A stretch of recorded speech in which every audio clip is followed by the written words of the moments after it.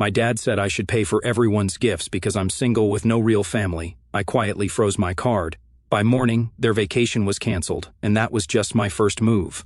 I'm Alex, 33 years old, and for the better part of a decade, I've been the designated responsible one in my family. You know the type. The single sibling with a stable job, the one who remembers birthdays, shows up early to family events, and always picks up the tab when someone forgets their wallet. I work in finance, nothing glamorous, but I've done well for myself. I bought my own apartment, drive a modest car, and keep my expenses tight. The rest of my family, though, let's just say they've perfected the art of chaos. My younger brother Brandon, 29, hops between gigs like he's allergic to stability. My older sister Denise, 38, is married with 3 kids and constantly posts about grinding hard on social media, even though I've never once seen her hold a job longer than 6 months. And my parents, Dad especially, still believe that if you're not married with kids, your money is up for grabs. Christmas has always been a little tense for me. It's not that I don't love the holiday, I do, but every year it turns into this bizarre pressure cooker where I'm expected to step in and help out a little more than everyone else. That usually means covering some groceries, maybe slipping a $50 bill into one of the kids' stockings when Denise forgets, or pretending I didn't notice that Brandon's homemade gift still had a barcode on it. But this year, it hit a different level. Christmas morning had its usual blend of chaos and cheer, kids tearing through wrapping paper like raccoons, Mom insisting everyone eat something before presents, and Dad holding court in the recliner with his coffee like he was overseeing a kingdom. I sat on the edge of the couch, sipping tea, smiling at the noise. The gifts were nice at first. Everyone seemed to have gone all out. New iPads for the kids, luxury skincare for Denise, a designer wallet for Brandon, and a fancy espresso machine for Mom and Dad. I got socks. I'm not exaggerating. 3 pairs and a card that just said, "You're the glue that holds us together," no signature. It was around brunch when things started to tilt sideways. We had just sat down, scrambled eggs, waffles, overpriced salmon my mom kept bragging about, when I got the notification. My phone buzzed, and without thinking, I glanced at the screen. A charge from a luxury retailer, another from a travel agency, and then a big one. $2,826.34. From the gift delivery service we'd supposedly used for the family's presents. My stomach dropped. I opened my banking app and saw them all. Charges made over the past week, racking up under my name, my credit card, every single one. My hand froze on the fork. I stared at the screen, trying to process it, trying to tell myself this was some sort of mix-up. I looked up, and Dad was already watching me. "Oh," he said with the casual confidence of someone who'd already rehearsed this. "That went through, huh?" I blinked. "What went through?" He reached for the butter, the gifts. "Brandon and Denise said they were a little short this year, and your mom and I thought it would be nice if we all got something meaningful. And since you don't have a family of your own, it made sense for you to pitch in a little more." I didn't say anything, I just stared at him. Denise was feeding her youngest and didn't look up. Brandon was too busy smearing jam on his waffle to even pretend he wasn't listening. Dad looked at me again. "Alex, come on. It's not like you're broke. You're always going on about how well your investments are doing. Don't act like it's a big deal." Mom chimed in then, voice chirpy and clueless. "And you don't have to shop for a wife or kids. You're practically saving money, honey. This is just how families work." I nodded slowly. "Sure," I said. My voice didn't crack. I didn't shout. I didn't even raise an eyebrow. I just sipped my tea and said, "This will be the last time." That seemed to satisfy them. Brandon grinned and lifted his glass. "To Alex, the MVP," he said, half mocking. Denise giggled. Even the kids started clapping, not understanding what they were clapping for. I excused myself right after brunch, said I needed to take a walk, get some air. No one followed me. What they didn't know was that while I was out walking, I was on the phone with my bank. I had a good relationship with my bank's fraud department, perks of being the guy who always keeps his books balanced. I explained the situation, walked them through the timeline, the unauthorized charges, the whole speech about how my card was clearly used without my consent. I knew the system well. I knew exactly which buttons to press, which phrases to use to trigger an immediate review. Within an hour, the card was frozen. Within 3, the major charges were flagged and marked for reversal. I got another notification that night, a group message from the family. Denise had planned a post-holiday trip to a ski resort. Flights, hotel, rentals, non-refundable, of course, and all of it had been booked with the points and perks from my card. Points that were now gone. Her message was full of panicked emojis and passive-aggressive not blaming anyone, but this is seriously messed up language. I didn't respond. The next morning I got a text from Mom. "Something's wrong with my card," she wrote. "They said it was declined at the pharmacy. Can you check what's going on?" I didn't answer her either. because that was only the beginning. I had spent years putting up with their entitlement, quietly paying for their messes, letting their comments about my freedom and disposable income roll off me like water. I let them guilt-trip me for not being married, not having kids, not being more like Brandon or Denise. I stayed silent because it was easier than fighting. But this wasn't a misstep. This was a decision. They had decided I was their bank. What they didn't realize was I was about to close the vault for good. I got back to my apartment that night and sat at my desk, the Christmas lights I hadn't bothered to take down yet blinking quietly in the background. There was still wrapping paper on the floor and a coffee mug with a red lipstick stain I didn't recognize. Probably Denise's from the one time she stopped by last week to check on me and ended up borrowing my wireless headphones. I stared at it for a while, then opened my laptop. I wasn't angry, not in the way I used to be. Years ago, I might have cried, might have called a friend to vent, or tried to reason with my parents like a responsible adult. But this wasn't that version of me. This version was calm. I had facts and I had power, and for the first time in a long time, I was ready to use both. First, I pulled up a folder I hadn't opened in over a year, family expenses. I'd kept track of every transfer, every temporary loan, every purchase I made on behalf of someone else. I wasn't obsessive, I was just organized, maybe a little too organized. I scrolled through the spreadsheet, birthday gifts for the nieces and nephews, hotel rooms I booked as a backup when Brandon's card got declined, the down payment I helped Denise with just until tax season, the emergency root canal I covered for Dad that somehow still didn't warrant a thank you. Total, $41,763.12 over 7 years. I took a breath and added the Christmas charges at the bottom. Then I started typing. It began with emails, professional, polite, borderline cold. One to Denise, hey, just a heads up, all charges related to the group trip were reversed by the bank since it was booked under my account. They flagged it as fraud. I suggest calling the resort directly. One to Brandon, you'll need to return the watch. The charge didn't go through. I'd recommend doing it before they issue a penalty. One to Mom and Dad, unfortunately, I can't continue covering incidental expenses. Please ensure you update your payment methods going forward. Also, I'd appreciate it if you stopped using my Netflix account. I've deactivated all shared access. Then came the more subtle pieces. I logged into the shared Dropbox folder our family used for planning trips, sharing photos, and managing group expenses. I removed myself, then deleted the folder entirely. I changed my PayPal password, cut off all auto debits linked to Brandon's random side hustles, and canceled the Amazon family plan I'd been footing the bill for. The one Mom thought was included with Wi-Fi. Still not done. The next day, I went to the post office and mailed certified letters to each of them. Yes, actual physical mail. Inside each envelope was a printed spreadsheet detailing what I'd spent on them over the years, not to shame them, but to inform them. Attached to each was a typed note. This isn't about money, this is about boundaries. Going forward, I won't be contributing to family expenses, trips, gifts, or emergencies unless previously agreed upon in writing. If you have concerns, please contact an accountant. I've included an itemized breakdown for your records. Happy New Year, Alex. 3 days of silence. Then the calls started. Mom first, sobbing, of course. Why would you humiliate us like this? A letter, really? I calmly reminded her she never once asked before charging that pharmacy bill to my card. She said that wasn't the same. Family doesn't keep score, she hissed. I let that one hang in the air before responding, no, family doesn't steal either. Then Denise, you're being dramatic, Alex. It's Christmas. Everyone's broke in January. I told her I wasn't, and I didn't plan to be, especially not for someone who couldn't even be bothered to sign a card. She called me selfish. I called her entitled. She hung up. Brandon texted me. Just 2 words. Wow, petty.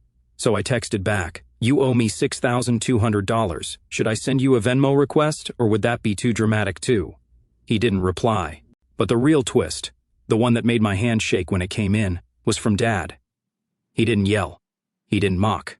He didn't say anything at first, just sent me a picture, the living room, empty, no tree, no gifts, no espresso machine, just him and Mom sitting on the couch, arms crossed, looking like they'd just gotten home from a funeral. Then the message, your mother is crying. She couldn't pay for her heart medic at Ion today. Do you feel better now? I stared at it for a long time, longer than I cared to admit. And here's the thing. I didn't feel better, not yet, because I knew this wasn't over. I knew that was just their opening move. The guilt, the emotional manipulation, the public performance of heartbreak, all of it was coming. They were regrouping, retooling, preparing to turn this around on me, to make me the villain. But I was already ahead of them. Because what none of them knew, what none of them even thought to consider, was that the last time I let my dad guilt-trip me. I'd started documenting everything, the texts, the bank transfers, even the time I bailed out Brandon after that misunderstanding at the electronics store. I had records, emails, screenshots, legal advice, all of it neatly organized, quietly prepared, because I'd suspected this day would come. And I wasn't just done being their ATM. I was about to become their reckoning. And trust me, I still wasn't done. I didn't sleep that night, not because I was anxious. Quite the opposite. It was the first time in years I felt alert, clear, like someone had finally turned on the lights in a room I'd been stumbling around in for decades. I made myself a cup of coffee around 2 in the morning and sat on the couch with my laptop resting on my knees. I opened a blank document and started typing, not out of anger but with purpose. It was time to take everything I knew, everything I'd endured, and make it count. By morning, I had compiled a 22-page dossier. Sounds dramatic, I know, but when you've spent most of your adult life being bled dry by people who love you just enough to keep you useful, you start seeing everything like a ledger. There were dates, transaction IDs, text messages, photos of receipts, even voice memos I'd saved out of habit when Brandon once begged me to co-sign a car lease, which I hadn't, thank God. But that wasn't the important part. The important part was this. I now had a full timeline, one that, if I needed to, I could show to a court, a bank, or even just a friend to explain why I'd finally cut ties. But more than that, it was a mirror, something I could hand back to my family and say, "This is what you made me." I didn't send it. Not yet. Timing mattered, and besides, I had something else in mind first. Saturday morning rolled in, cold and gray. I dressed in jeans and a jacket, grabbed my folder, and drove across town to visit someone I hadn't seen in a while, my Aunt Carla. Carla was my mom's older sister, the black sheep of the family. She never married, lived alone with 2 greyhounds, and had spent most holidays traveling abroad to avoid the screaming. But she'd always liked me. At family reunions, she used to sneak me her second dessert and whisper things like, "You're too smart to get stuck here." When I showed up at her door, she blinked once and said, "Took you long enough." We talked for 3 hours. I showed her everything, the charges, the letters, the screenshots. I thought maybe she'd tell me to go easy, that blood is blood, that forgiveness matters. But instead, she said, "They always did treat you like a safety net." About time it snapped. Turns out she had her own stories, ones that made mine seem mild. My mom had borrowed money from her years ago, never paid it back. My dad once tried to rope her into a shady tax write-off scheme. Denise had asked her to babysit for a whole week and never even offered gas money. We weren't black sheep, we were survivors. Carla gave me the name of a financial mediator she trusted, someone who specialized in quietly unwinding family entanglements in case they try to drag you into court or smear your name. "Cover your bases," she said, handing me a card. I left with something even more valuable, clarity. This wasn't revenge anymore, it was self-preservation. Back home, I drafted a message, simple, straightforward. I posted it in the family group chat where, for once, I had something to say that wasn't a payment confirmation or a holiday greeting. "Hey everyone, I've decided to take a step back from all financial involvement moving forward. That includes gifts, shared expenses, and emergency support. I've been covering more than my share for years, and it's time I refocus on building a life of my own. I won't be discussing this any further. Please respect my boundaries." The read receipts started popping up one by one. Denise first, then Mom, then Brandon, finally Dad. Silence, then chaos. Denise replied with a long paragraph about how I was tearing the family apart and letting money get in the way of love. Brandon followed up with something about how I was lucky to have family at all, which was rich coming from a guy who once tried to pawn my laptop during a rough patch. Mom's reply was a voice note, crying muffled words. I didn't even play it, I just deleted it. And Dad, he didn't message. He called. I let it ring 3 times, then I blocked his number. And that was when the calls started coming from other numbers. Aunt Teresa, Cousin Greg, even Denise's husband, who hadn't spoken to me since 2019 when I called out his MLM scheme. All suddenly concerned, all deeply shocked that I would abandon the family in such a public and hurtful way. So I decided to go a little more public. I made a post. Not on Facebook, I knew better than that. No, I posted on LinkedIn, a professional, respectful statement after many years of quietly shouldering financial obligations on behalf of extended family members. I've made the decision to step away and invest in my own future. Boundaries are not betrayals, they're lifelines. If you're struggling with guilt around saying no, I promise you're not alone. It got over 200 likes and a dozen private messages from CO workers, former classmates, even a few distant relatives I barely remembered. People saying, "Thank you, I needed to hear this," or "I thought it was just me." That night, Carla texted me just 2 words, "Nice move." But the next morning, things took another turn. I was eating breakfast, quiet morning jazz on in the background, when I got an email from Brandon's business account, subject line, cease and desist. I laughed out loud. Attached was a badly written PDF threatening legal action for defamation, loss of reputation, and emotional distress. He was demanding I take down the LinkedIn post and issue a public apology. I didn't reply. Instead, I forwarded it to the financial mediator Carla had recommended. Then I opened a new email to my employer, a request to update my emergency contacts because the people listed there, Mom, Dad, and Denise, no longer represented my support system. They were no longer family, not in the way that mattered. And what none of them knew was that I had just filed paperwork that would take everything one step further. I wasn't just walking away from their finances, I was about to legally sever the last thread that connected us. And I hadn't even told them what I was doing with the trust fund.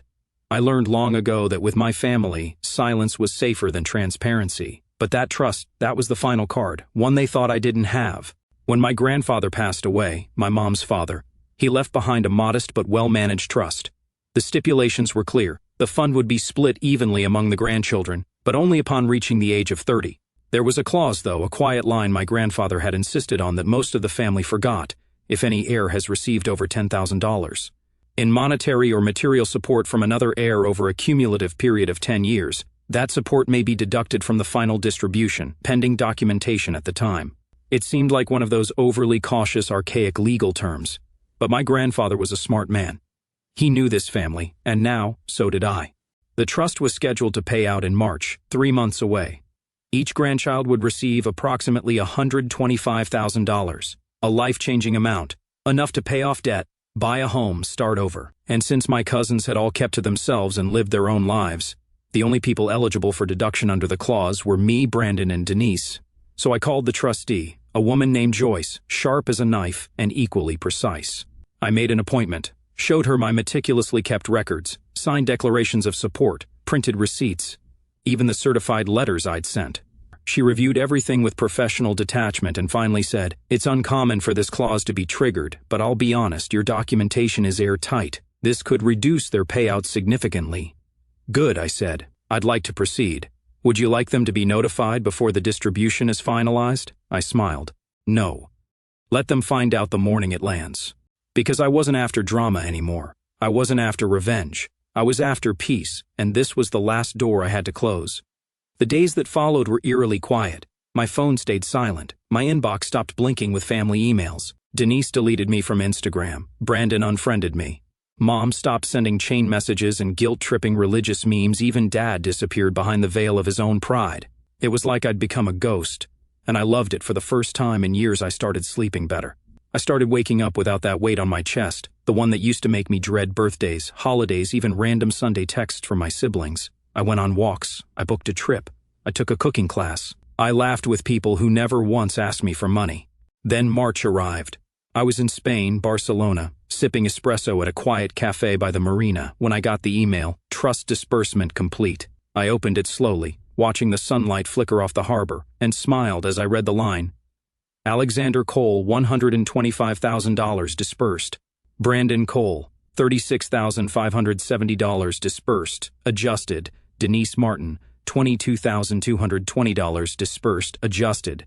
And just below that, a short footnote. Reductions based on cumulative support received from fellow beneficiary Alexander Cole between 2015 and 2023, per clause 7 billions. I closed the email and raised my glass to the breeze. It tasted like closure. It didn't take long for the fallout to begin. The first message came from Brandon, of course, 5 missed calls. Then a text, "What did you do?" Then Denise, "Is this some kind of joke?" Joyce won't return my emails. "Tell me you didn't actually take our shares." I didn't reply to either. The next came from Mom. This one I expected would be the hardest, but it wasn't. "Alex, please, whatever you did, undo it. Brandon has rent due. Denise is in tears. Your father's furious. I don't understand how you could do this to your family." I stared at the message for a while, then typed back, "I didn't do anything to the family. I just stopped letting the family do things to me." Then, I blocked her. A week passed, then another. No calls, no emails, no sudden change of heart. They didn't apologize. They didn't reflect. They didn't beg for forgiveness or promise to do better. And I didn't expect them to, because people like that don't change when they lose access to your money. They just change their target. But I'd taken myself off the table completely. I moved quietly. Sold the apartment I'd once let Denise crash in. Closed the accounts Brandon had access to. Changed jobs, even changed my number, not to run away but to start. And somewhere in the silence they left behind, I found something I hadn't felt in years: pride. Not because I won, not because I'd managed to outmaneuver a toxic family, but because I finally chose myself.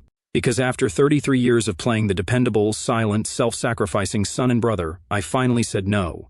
No to the guilt. No to the emotional blackmail dressed up as tradition. No to the manipulations masquerading as love. No to being everyone's financial emergency plan. No to being the background character in a family drama I never agreed to star in. And I'll be honest, some nights I still think about them. About the Christmas mornings, the birthdays, the noise, the chaos, the laughter that sometimes felt real. But then I remember, love without respect is just control in prettier wrapping paper. So here I am now, sitting on a balcony in a city I never thought I'd visit, writing this all down for the first time. Not because I need closure anymore, I've had that, but because maybe someone else out there is still buried under the weight of obligation, guilt, and family duty. Maybe someone else is still paying for everyone's gifts, silently swallowing resentment with every transaction. To that person I say this: it's not your job to bankrupt your life so everyone else can feel rich. Say no, say it twice. Say it until they hear you, or until you're too far away for them to reach. Because family isn't who needs you most, it's who respects you enough to never expect more than you're willing to give. And if they can't do that, let them feel the silence. It costs you nothing. Erased every charge, and made sure they'd never treat me like an ATM again.